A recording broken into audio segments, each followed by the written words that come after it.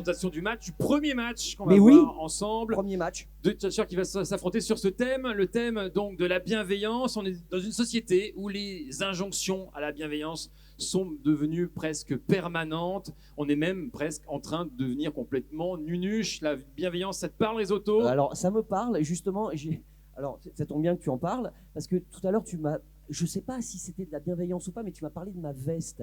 Et tu as employé le mot douteuse. Eh bien, bonne remarque, Risotto, c'était complètement en manque de bienveillance. J'aurais dû dire, ah, quelle veste atypique. Et là, j'exprime le même doute avec bienveillance.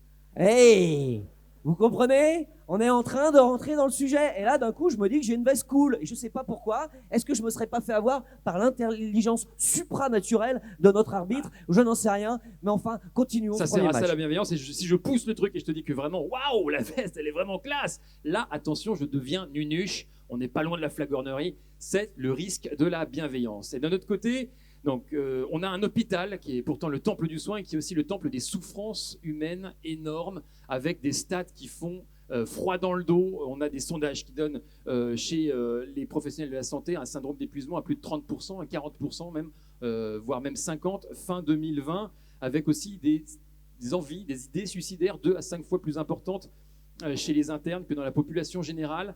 Donc un constat qui nous fait nous poser la question, quelle est la place du care, de la bienveillance dans la pratique de notre métier? C'est le thème de ce premier match.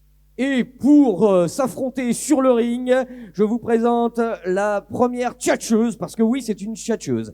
Elle est psychiatre et gériatre depuis plus de 30 ans. Elle possède un doctorat de philosophie pratique et d'éthique médicale. Elle sait faire le grand écart. Oui, elle fait le grand écart. Cette enseignante chercheuse est aussi à l'aise dans une université que dans un EHPAD. EHPAD, université, on est dans le grand écart. Viendra-t-elle à bout de son adversaire? Pour l'instant, on l'accueille comme une héroïne. Véronique Lefebvre des Nouettes.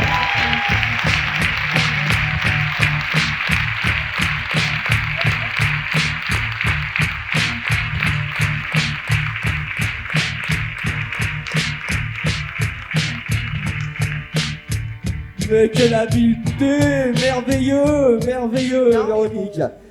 Je pourrais vous dire que son adversaire vient de Marseille, mais ça, vous allez le constater très très rapidement. Oui, il vient du Sud. Et en plus, il a le double effet qui se coule. Il est à la fois docteur en médecine, chirurgie orthopédique, et donc là, on y va, quoi, on est là-dedans. Et il est docteur en philosophie, éthique et politique. Et donc, on est là-dedans aussi. Le mec est dingue, quoi. Il a 2 casquettes, et avec ces 2 casquettes, il a fondé Médecine Éthique, un organisme de formation. Et c'est là où c'est bien foutu, qui fait de l'éthique médicale. Médecine, éthique médicale, génial le marketing. Vous faites un triomphe à Michel Caillol!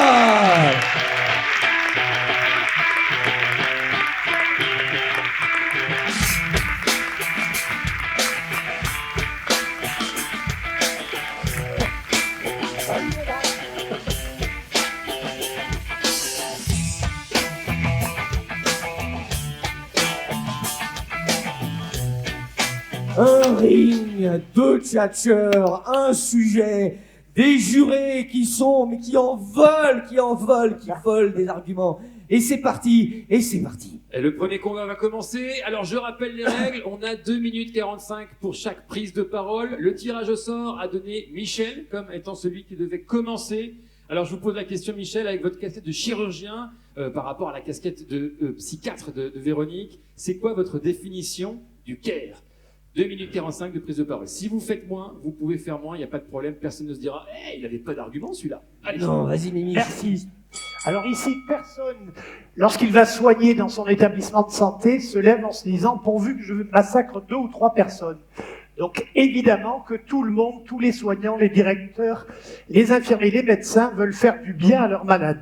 Et la médecine et le soin a cette particularité que pour arriver à faire du bien à la personne humaine dont on a la charge, on est malheureusement obligé à un moment donné de l'objectiver, c'est-à-dire d'oublier que c'est une personne humaine pour arriver à faire le soin technique qui est toujours intrusif, et il n'y a jamais de soin sans technicité. Je commence par te déshabiller, par te toucher, par te piquer, voire par t'opérer, et par te totaliser. Tu n'habites plus chez toi. Je vous rappelle que tous les tortionnaires de tous les temps pour déshumaniser leurs victimes, ont commencé par les déshabiller. Nous déshabillons tout le temps nos malades en le banalisant, sans se rappeler que dans le fond, c'est une intrusion absolument nécessaire, mais agressive. Et quand les soignants auront pris conscience de cette difficulté, on pourrait dire ontologique du soin, je veux te faire du bien mais je t'embête un peu, eh bien je pense qu'ils seront mieux et dans leur peau et vis-à-vis de leurs patients. Merci Michel. Merci. Ah. Bravo Michel pour cette prise de parole. Très bien, il y en a qui sont d'accord, et j'ai entendu les où. On est dans le coin opposé maintenant, on est avec Véronique. Véronique, 2 minutes 45 au compteur. Je vous pose la question miroir. Vous, votre point de vue, quel est votre regard, votre définition du care? Eh bien, il est diamétralement opposé à celui de Michel. Pourquoi? Parce que moi, je suis psychiatre, je m'occupe d'une prise en charge globale. Je ne m'occupe pas d'une maladie, je ne déshabille pas mes patients, même si parfois je peux les déshabiller au niveau de leur esprit, de leurs sentiments, de leurs émotions, mais je ne suis jamais intrusive dans un premier abord. Parce que pour venir voir un psychiatre et un psychiatre de la personne âgée, il faut en vouloir. Et le care, c'est cette façon d'être. D'ailleurs, ce sont des philosophes féministes, ce sont des femmes qui prodiguent le care et qui l'ont prôné. Ça a un genre, le care, l'empathie est genrée. Excuse-moi Michel, mais c'est comme ça. Et peut-être dans un deuxième temps, je vais essayer, parce qu'il faut être des bons professionnels, d'objectiver la souffrance de ces patients qui ont des troubles cognitifs, puisque je suis la seule psychiatre pour les 1000 lits de gériatrie de mon hôpital gériatrique de la Paix. Donc vous voyez que je n'ai affaire qu'à des personnes qui ont des troubles cognitifs importants. Et moi, je m'occupe de la personne et pas de sa maladie, pas de ses troubles cognitifs. Parfois, je vais les objectiver. Mais ce que je cherche à savoir, c'est pourquoi elle vient me voir et qu'est-ce qu'elle attend de moi. Le care, c'est cette philosophie du soin que vous êtes tous ici à partager avec nous. Très belle prise de parole, ça a bien répondu. On voit qu'on est complètement pas d'accord. On est prêt pour le deuxième round? Bien Oui. sûr. Alors je me retourne vers Michel. Si je paraphrase un petit peu ce que nous a dit Véronique, on doit presque plus parler d'empathie finalement que de bienveillance. Qu'est-ce que vous en pensez? Est-ce que vous pensez que l'empathie est possible? Est-ce que ça existe vraiment, Michel? Alors, comme je vous l'ai dit tout à l'heure, il faut se méfier des mots fourre-tout et des notions fourre-tout. Le soin, c'est toujours bien. Par exemple, je prends soin de mon téléphone portable, mais je ne prends pas en charge mon téléphone portable. On peut prendre soin d'un objet, mais on ne peut pas uniquement prendre soin d'une personne, puisque dans notre métier de soignant, il faut la prendre en charge. Et que le patient ait des troubles neurocognitifs ou non, je prends un exemple très concret, il faut par exemple le laver. Décider de faire la toilette tous les jours contre son gré, c'est de la maltraitance. Ne jamais le laver, ça pourrait être aussi de la maltraitance. Il y a donc un moment où il faut assumer la responsabilité de la prise en charge et quitte à faire des gestes intrusifs, accepter et comprendre qu'on les fait pour le bien du malade. Et je crois que le psychiatre, sans toujours s'en rendre compte, utilise évidemment une technicité qui n'est pas la technicité du chirurgien, mais le chirurgien, sa technicité n'est pas le tout de sa chirurgie, puisqu'un chirurgien qui n'opère pas a fait un acte chirurgical, un aide-soignant qui a décidé en accord avec le service de ne pas faire une toilette a fait un acte d'aide-soignant, et un psychiatre a évidemment une technicité, puisque pour être psychiatre, il faut avoir un diplôme qui valide cette technicité. Et cette technicité, elle est toujours, et Véronique l'a dit, intrusive. Et c'est ça le fondement du soin, je le répète. Ce qui veut dire que l'empathie, c'est un mot fourre-tout qui voudrait dire « je me mets à la place de l'autre ». Mais en réalité, c'est strictement impossible. On peut simplement dire « je comprends l'autre ». Pour parler personnellement, et après tout sans impudeur, mais avec un peu d'impudeur, j'ai un bras paralysé, et les gens qui ont été le plus empathiques avec moi, c'est pas ceux qui ont dit « je comprends ce que c'est que d'avoir un bras paralysé », leur bras va bien. C'est ceux qui m'ont dit « j'imagine que ça doit être dur ». C'est ça l'empathie. C'est-à-dire je ne mets pas la place de l'autre, mais je comprends ce qu'il peut ressentir et je ne le ressens pas moi-même. Merci Michel. On a entendu dans la prise de parole, Michel, qu'il y avait une main tendue vers vous, Véronique. Est-ce que vous êtes d'accord avec ce qu'a dit Michel au sujet de l'empathie? Sur le fond, oui. Sur la forme, sûrement pas. L'empathie, c'est ce qui nous permet de nous décentrer de nous-mêmes. Et lorsqu'on est soignant, il faut au minimum se décentrer de soi-même pour aller vers l'autre, et l'autre souffrant, qui parfois ne nous demande rien. Hein, moi, en psychiatrie, mes malades, ils me demandent rien. C'est pour ça, d'ailleurs, que j'ai une loi d'internement pour les gens qui refusent, qui sont mal et qui refusent d'aller à l'hôpital. Donc, on n'est pas dans le même paradigme. Et moi, je m'occupe depuis des années d'enseigner l'empathie parce qu'elle s'enseigne aux jeunes étudiants en médecine. Parce que vous savez que les futurs médecins, on les forme pas bien en France. Ils interrompent leurs patients au bout de 13 secondes. C'est quand même lamentable. Et leur empathie diminue au bout de la 3e année d'études de médecine. C'est la première année où ils rencontrent des vrais patients. Donc leur apprendre par l'écriture narrative, on appelle ça la médecine narrative, à écrire, à se décentrer, à écouter et entendre, avoir un stylo au bout de leur stéto, entendre ce que le patient va leur dire, se décentrer d'eux-mêmes et avoir la capacité de se mettre à la place d'autrui pour recueillir sa souffrance, selon évidemment ma technicité qui n'est pas la même que la tienne.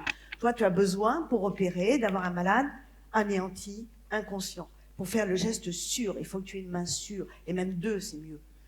Puisque, tu vois, je manque d'empathie, hein. Je manque d'empathie, et là, je vois pas. Eh oui. Hein. Et moi, ma technicité, elle n'est pas dans mes mains. Elle est parfois dans mes mains. Elle est d'ailleurs tout le temps dans mes mains avec mes personnes âgées. Parce qu'une personne âgée, si je vais pas vers elle, si je vais pas lui caresser la main ou l'avant-bras, je n'obtiendrai rien d'elle. Donc, oui, savoir se rapprocher, savoir être dans une distance qui est une juste rapprochée. Pas le respect distanciel que l'on doit à toute personne, mais dans un juste rapproché, dans la casuistique. Chaque personne est un individu à part et va réagir de façon différente à ce que vous allez lui proposer. Et c'est ça la technicité que vous devez tous connaître, apprendre et vous approprier. Très beau deuxième round. Bravo Véronique, bravo Michel. On attaque le 3e round. Et là, la prise de parole, elle est pour vous. Encore une fois, Michel. Alors, on l'a vu dans le 2e round. Là, il y a eu une attaque qui était carrément frontale sur vous. Ensuite, une caresse sur vous. Tentative de déstabilisation clairement assumée de la part de Véronique. Et je vous pose cette question. Là, c'est au sujet des malades. On a parlé de l'empathie. Vous en parliez tout à l'heure avec les prises de décision qu'on pouvait avoir sur eux. Est-ce que, finalement, l'empathie ne nous empêche pas nous empêche de laisser le patient décider pour lui-même? Est-ce qu'il ne faut pas à un moment lui imposer, décider pour lui et le priver finalement d'une forme d'autonomie? Alors c'est la question fondamentale de l'autonomie. Alors évidemment, la loi dit que le malade est autonome et qu'il doit décider de manière libre et éclairée. Or on sait très bien, et encore plus en EHPAD très souvent, que le malade n'est pas libre et qu'il n'est pas du tout éclairé. C'est une espèce de paradoxe, encore une fois, dans le soin. Je dois respecter son consentement, mais parfois, je sais très bien que son consentement est un peu flou. Et le danger de cette décision, je dirais, paternaliste, le paternalisme, c'était « taisez-vous et faites-moi confiance ». La réciprocité actuelle, c'est « est-ce que vous voulez bien m'accorder votre confiance ?» C'est donc ce qu'on appelle une dépendance accordée. Je veux bien vous faire confiance, et c'est quoi la confiance? C'est cum fides. Je crois avec toi. C'est-à-dire, je crois, c'est la foi, fides, je crois en quelque chose qui n'est pas certain, tu vas me faire du bien, mais ce n'est pas garanti. Malheureusement, avec grande bienveillance, on peut faire du mal aux malades, évidemment, involontairement. Ça ne marche pas à tous les coups. Et deuxièmement, j'espère que si jamais tu arrives à me faire le bien que tu prétends vouloir me faire, tu vas quand même me faire un peu du mal, mais pas trop. J'espère qu'il y aura plus de bien que de mal. Et alors évidemment, c'est toujours choquant de mettre le mot mal dans le soin, mais Véronique, sans s'en apercevoir, l'a bien dit, puisqu'elle a dit qu'elle était intrusive. Il fallait bien, même en psychiatrie, se mêler de la vie intime des gens, mais qui a envie de raconter ce que fait votre papa, ce que fait votre maman, votre vie, etc.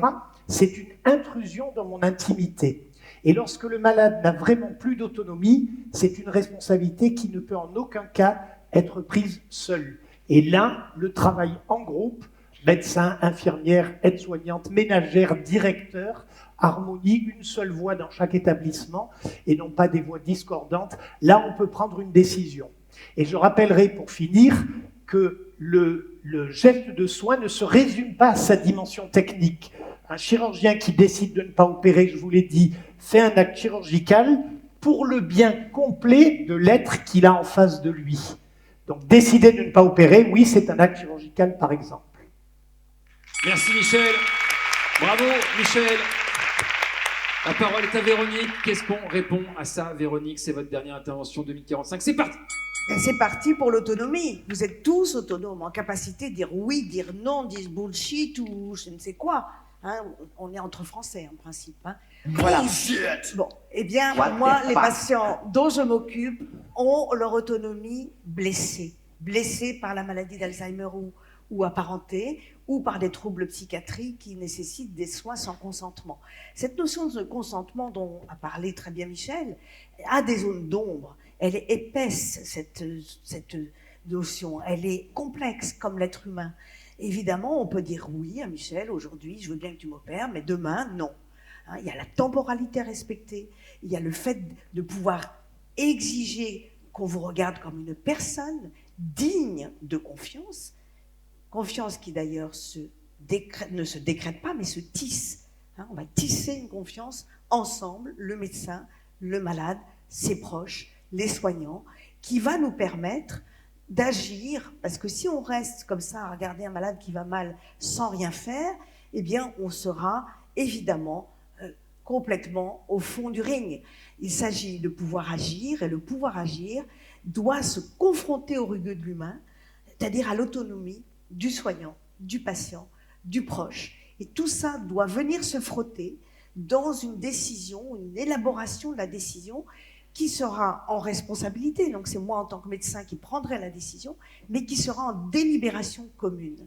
Donc l'autonomie, c'est vraiment la cheville ouvrière de la loi de 2002, hein, autos nomos, se donner à soi-même sa propre loi, mais lorsqu'elle est mise à mal par des troubles cognitifs ou une vulnérabilité particulière, eh bien, il faut faire attention dans ces notions de consentement à ne pas abandonner le malade quand il ne veut pas une opération, quand il ne veut pas que je m'occupe de lui alors qu'il est au bord du précipice et qu'il veut se suicider.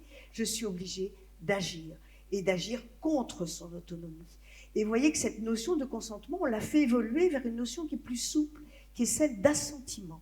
Assentir, ça s'appuie sur une marque de confiance entre une personne qui a son autonomie, qui est blessée, et en fait, elle ne va pas montrer a posteriori son non-consentement. Là, j'ai été interrompue par un scud. Voilà. C'est le jury. J'ai pas bien compris. Il va m'expliquer. Très bien. Merci Véronique. Et merci Michel. On peut les applaudir pour ce premier match.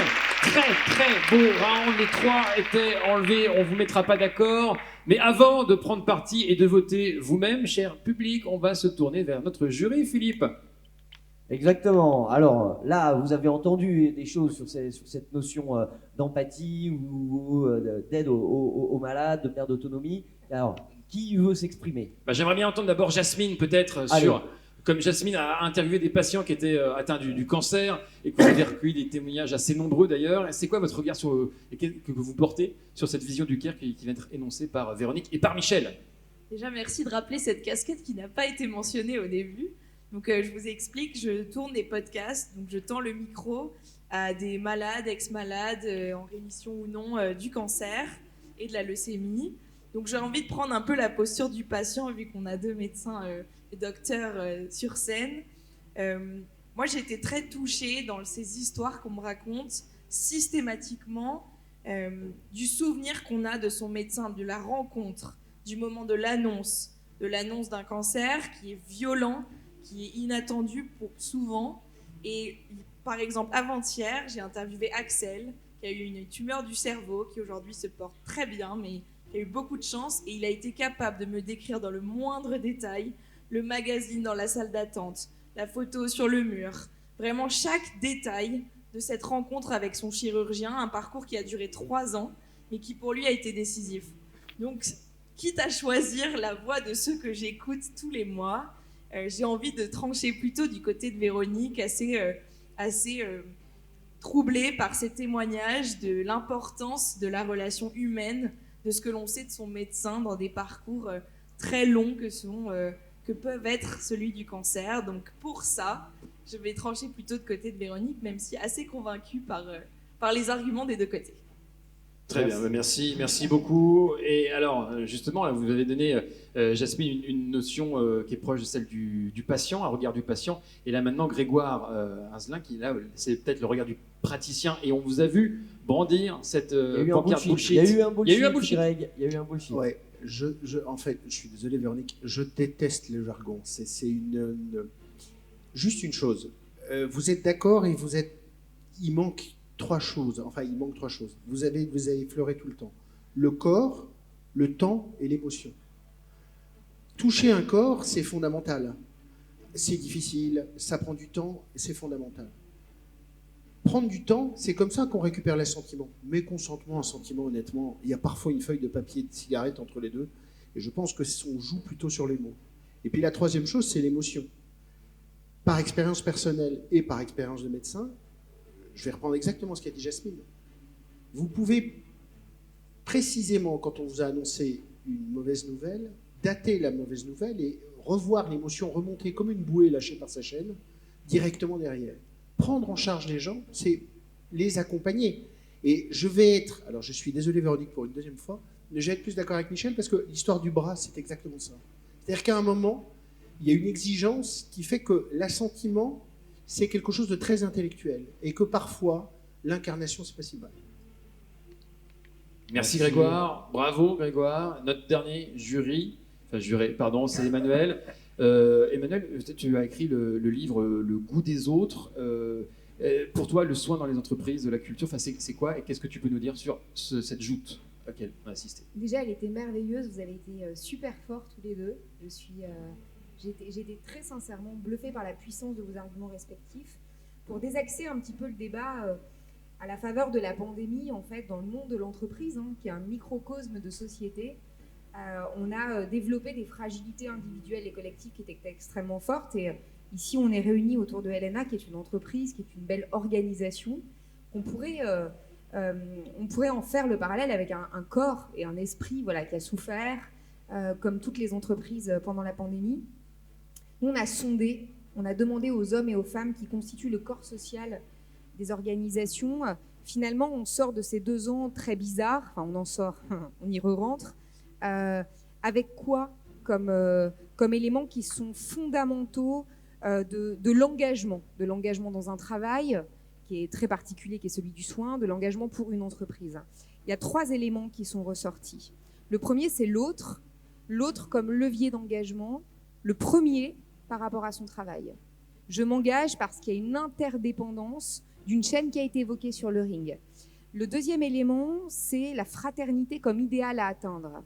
Et là, ça a rappelé aux chefs d'entreprise et aux managers que vous êtes beaucoup, j'imagine, dans la salle, qu'en fait, une entreprise, qu'elle soit publique ou privée, qu'elle soit EHPAD ou hôpital ou start-up, c'est d'abord et avant tout un projet collectif au sein duquel on s'abrite, en fait, main dans la main avec les autres. La définition qu'on pourrait donner de la fraternité, un fichier sur le fronton de la République française, c'est une solidarité qui réunit des gens qui partagent les mêmes valeurs et qui s'engagent dans un même combat.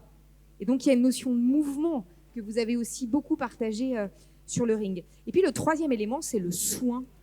Le soin a été évoqué quand on a sondé des milliers de travailleurs français de tous les secteurs d'activité. Le soin, dans la définition qu'en donne Juan Tronto, que je vais vous lire, au sens le plus général, donc c'est une philosophe américaine, le soin, c'est une activité de l'espèce qui comprend tout ce que nous faisons pour maintenir, poursuivre et réparer notre monde, afin de pouvoir y vivre aussi bien que possible. Et donc, si je suis sur mon secteur d'activité à moi, mon expertise, qui est la sociologie des organisations, on a observé une bascule du management de la bienveillance qui était bullshit et incantatoire, à une éthique du soin dans l'entreprise, où on doit reconnaître l'autre dans tout ce qu'il est, dans sa fragilité, dans ce qu'il est à titre personnel, c'est-à-dire précisément ne pas porter de masque. La Jasmine salariée, c'est la Jasmine entrepreneur, et en fait c'est Jasmine tout court, qui va venir avec ce qu'elle est, avec ses difficultés, ses doutes, ses fragilités physiques ou psychiques. Et ça pose la question, une question qui a également été évoquée sur le ring par Michel, les limites du soin, puisqu'aujourd'hui, des managers qui ne sont pas des médecins, qui ne sont pas des soignants, se posent la question de jusqu'où les portent leurs responsabilités. Et quand on a des hommes et des femmes qui arrivent dans l'entreprise en recherchant ce sens, cette utilité, cette fraternité, et qui sont tout nus dans ce qu'ils sont. Parce que, bas les masques, il n'y a plus de différence entre le salarié et l'homme avec un grand H. Le manager se prend en pleine face les limites du soin, dont on parle peu, et c'est pour cette raison-là, parce que le sujet a été évoqué, qu'il me parle et qu'il me concerne, que je choisirai plutôt Michel. Ah, on a eu la réponse. Finalement, Emmanuel, c'est Michel. Emmanuel étant la première à dire « Je vous préviens, les jurés, il faut qu'ils aillent hyper vite et tout, et tout, et tout ». Donc ça, c'était ta première intervention. Voilà. Donc maintenant, Il va falloir les départager hein, maintenant. Oui, il va falloir départager. On y va. Et c'est toi qui vas départager. Et j'ai amené un outil bien pratique pour ça. C'est le débémètre. Donc, c'est à la lumière du nombre qui va être inscrit là qu'on va donner le gagnant. Donc, tu vas t'investir maintenant et faire le maximum, ce que tu ressens on va commencer par Véronique.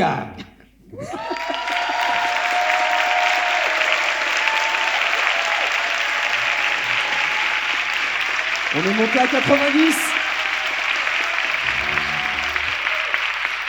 Il y a eu un pic à 90 et maintenant c'est parti pour Michel.